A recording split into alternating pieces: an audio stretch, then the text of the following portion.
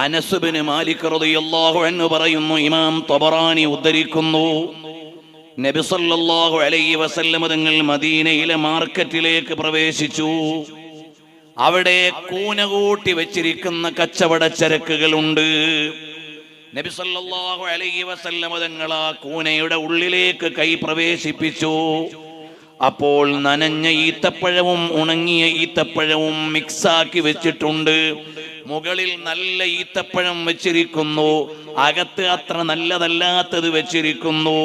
ഉടനെ നബി സല്ലല്ലാഹു അലൈഹി വസല്ലം തങ്ങൾ ചോദിച്ചു, അല്ലയോ കച്ചവടക്കാരാ, നീ എന്തിനാണ് ഈ പണി ചെയ്തത്?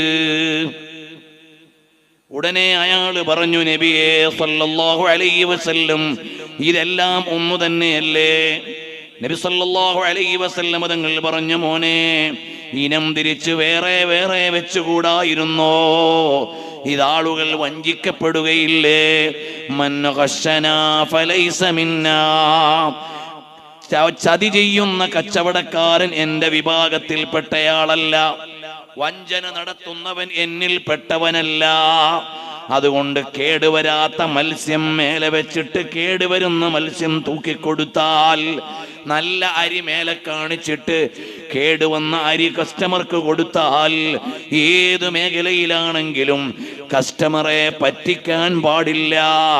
മദീനയിലെ മാർക്കറ്റിലേക്ക് പ്രവേശിച്ചുകൊണ്ട് വ്യാപാര വ്യവഹാരങ്ങളുടെ നിയമം പറഞ്ഞുകൊടുത്ത റസൂലുള്ളാഹ്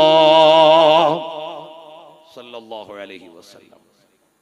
കച്ചവടക്കാരന് മാതൃകയുണ്ട്, എല്ലാ മേഖലയിലുമുള്ളവർക്ക് മാതൃകയുണ്ട്.